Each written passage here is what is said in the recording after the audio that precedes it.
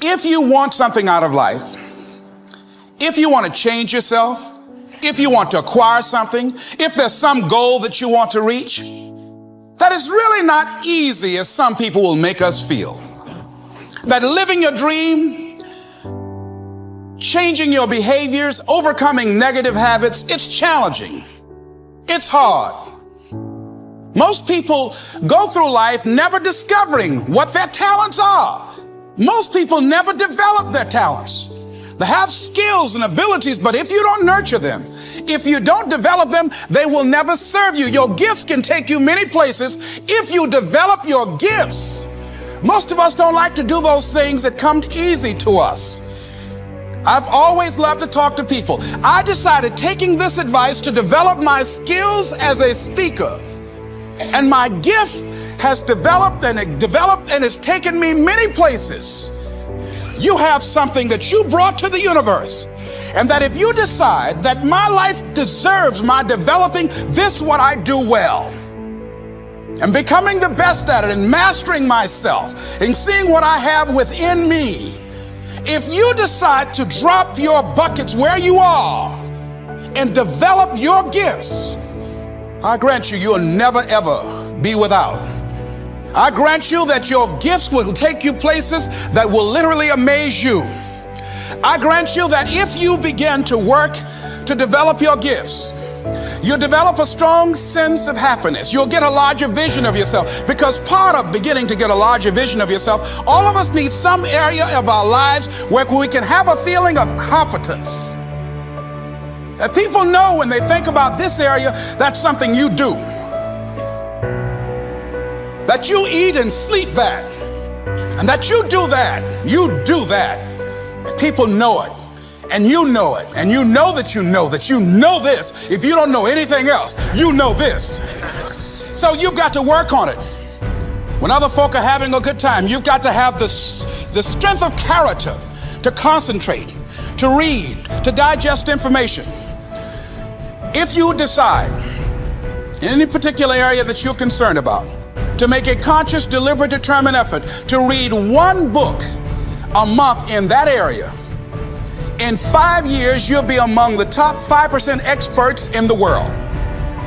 I read a minimum of 2 books a week. The average American reads only 1 book a year.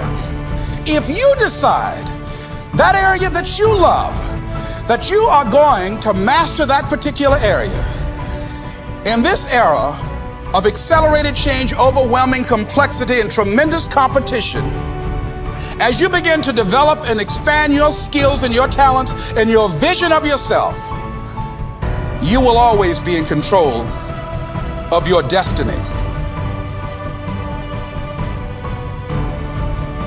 Your brain is like a circuit switch. Once you believe you are something, you actually embody it. You embody that feeling. If you were, God forbid, in a coma, and you woke up and you didn't really have a memory, and you were told that you used to be a Navy SEAL, and they want you back now when you're healthy, do you think you'd act differently and hold yourself differently, conduct yourself different, and have a different self-concept of who you are than if you were told you were a piano instructor?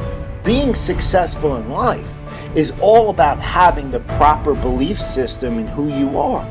Truly believing that you are something unique, that you are something special in that field.